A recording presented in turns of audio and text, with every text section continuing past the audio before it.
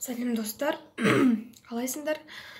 Бүгінгі видео мен осы екінші курстың 4-ші семестрде қандай пәндер өттік, сессия қалай болды қай пәннен, сол туралы айтпақпын. Бірінші, біз сессияны кеше ғана жаптық. Кеше соңғы сессия болды. Ең соңғы пән патанатомиядан, патофизиологиядан тапсырдық. Бірінші, биохимия пәнін айтайын. Биохимияда осында кітап оқыдық. Биохимия осы пәндердің ішіндегі ең қиыны маған биохимия болды. Бұда яғни күрделенген химия, адам организмдегі түрлі жүретін процестер, реакциялар, солардың теңдеулері, солардың формулалары туралы өтетін пән. Биохимиядан бізге сессия, экзамен ауызша түрде өтті. Екі этаптан тұрды. Біреуі формула, біреуі практика, яғни күнделікті теория, яғни күнделікті өтіп жүрген осы биохимия пәнінен сұрақтар. Осындай этаптар. Ең қиын пән маған биохимия болды. Келесі, апат медицинасы. Апат медицинасы бұл, яғни аяқ астынан болған жағдайларда түрлі, мысалға суға бату кезінде, жарақаттар алған кезде, күйік кезінде, шок кезінде, түрлі аяқ астынан болған жағдайлар кезіндегі алғашқы көмек туралы айтылады бұл пәнде. Апат медицинасы онша қатты қиын емес, жақсы пән. Бұл пәннен бізге экзамен тест түрінде өтті. Кәдімгі қағаз тест, барлығы 500 сұрақ болды.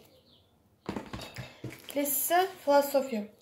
Философияның медицинаға ондай қатысы жоқ. Бұл кәдімгі философия. Бұда философтар туралы олардың айтқан сөздері, дүние қалай пайда болды, өмір сүру дегеніміз не, мен не үшін өмір сүріп жатырмын деген сияқты сұрақтарға жауап беретін, сол сұрақтарды талдайтын пән осы философия. Кәдімгі қарапайым, ешқандай медицинаға қатысы жоқ, кәдімгі қызық пән. Бұдан бізге тест түрінде өтті, барлығы 540 сұрақ болды. Тест түрінде өтті.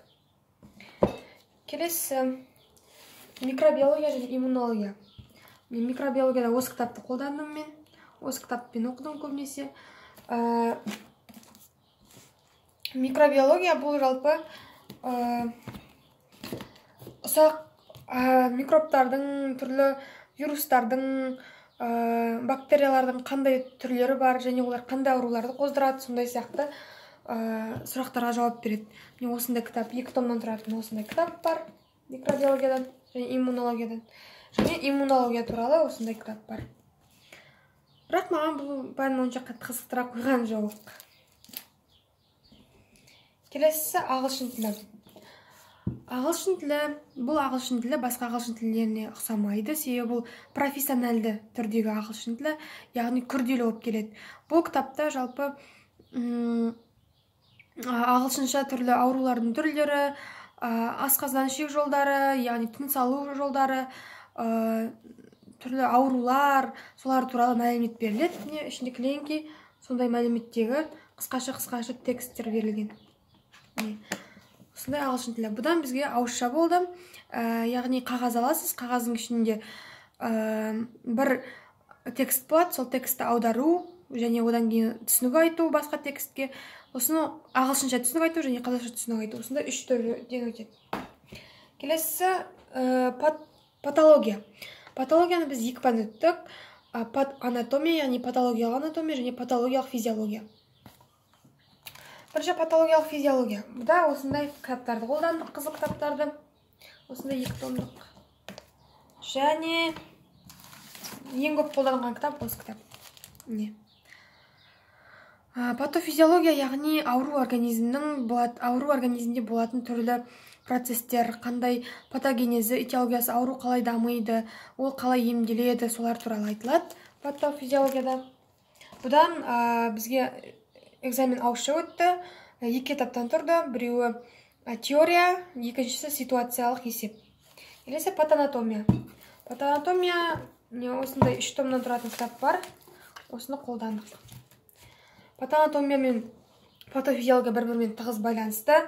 Патанатомияда ауру организмнің анатомиясын оқисыз, яғни ауру организмнің құрылымы, құрылысы туралы өтеді бұл пәнде. Бұдан да ауызша өтті, және 2 этаптан тұрды, біреуі теория, екіншісі ситуациялық есеп және макро немесе микропрепарат. Осы патоанатомия мен патофизиология пәндері өте маңызды пәндер. Кез келген медицинада оқып жатқан студент үшін, яғни болашақ дәрігер боламын деген адам үшін осы екі пәннің маңызы басқа пәндерге қарағанда өте зор. Яғни бұл клиникаға кіріспенің бастапқы кезеңі деп айтса да болады. Міне осындай пәндер өтті. Ең соңғы сессия бізде осы кеше ғана болды. Ол патоанатомия мен патофизиологиядан болды.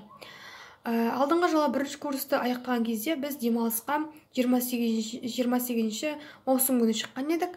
Ал биыл екінші курста 10-шы, яғни кеше бітті, 10-шы маусымда шығып тұрмыз. Осындай пәндер өтті. Және алда ұбт тапсырушы 2019 түлектерге сәттілік тілеймін. Барлығы сіздердің қолдарыңыздан келеді. Мен сіздерге сенемін.